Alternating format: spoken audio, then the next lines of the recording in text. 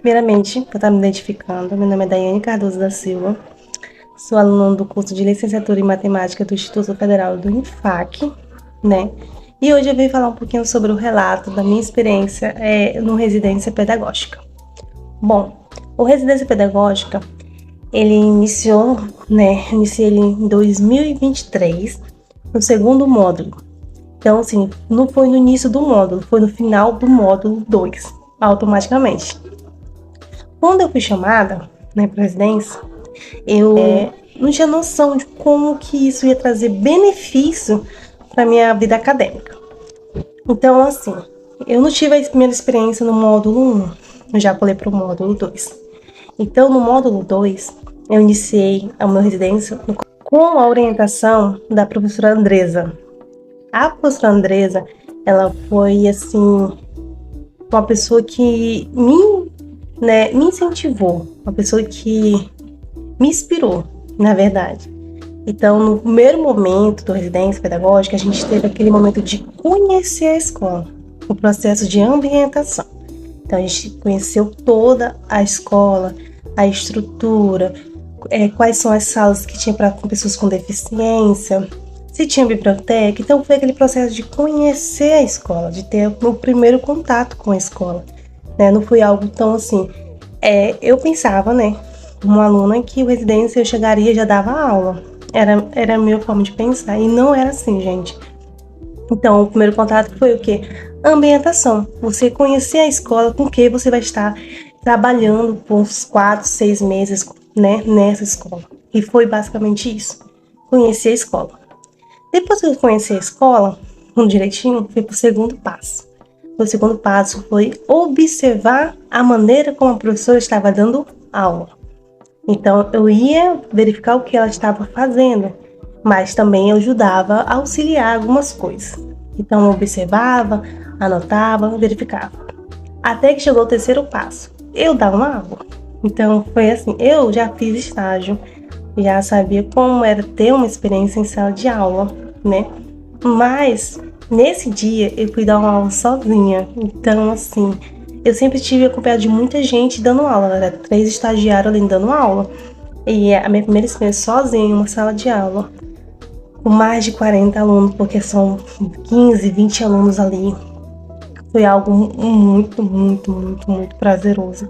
Foi algo de grande experiência na minha vida, ter esse contato, né? Poder ver que aquilo que eu aprendi na faculdade eu pude colocar em prática.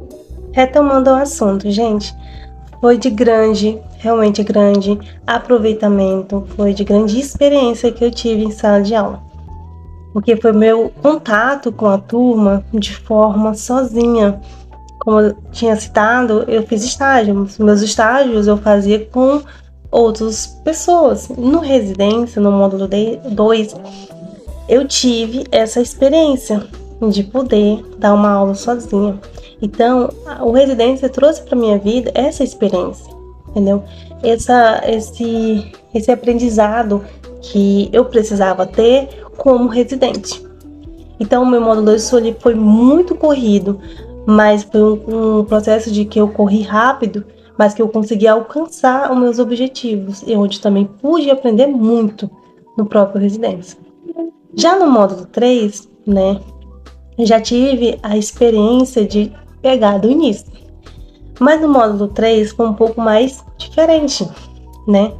A gente conheceu uma ambientação da escola, que foi a Escola de Ensino Fundamental, que é a Escola Elozira Tomé. A gente conheceu a escola, conheceu o ambiente escolar, os professores, como eles dão aula e tudo mais. Porém, a gente não deu regência, né? A gente não deu nenhuma regência, a gente só fez observação, porque a escola estava entrando no processo de férias, então a gente não deu aula. Mas nesse período aí todo, a gente ficou fazendo alguns cursos para aperfeiçoar mais a nossa carreira, né? Porque o Residência Pedagógica, além de ele proporcionar ao aluno o aprendizado, ele proporciona também você fazer alguns cursos na sua própria área para você estar adquirindo mais conhecimento. E nessa segunda fase, a gente fez um projeto, né? Cada residente, né, tanto de biologia, tanto da matemática, fizemos um projeto. Esse projeto, gente, era pra gente elaborar um jogo didático. E esse jogo didático a gente tinha que explicar para a escola Glória para os alunos do ensino médio. Então, nesse período de fevereiro até março, foi a maneira de construção do projeto.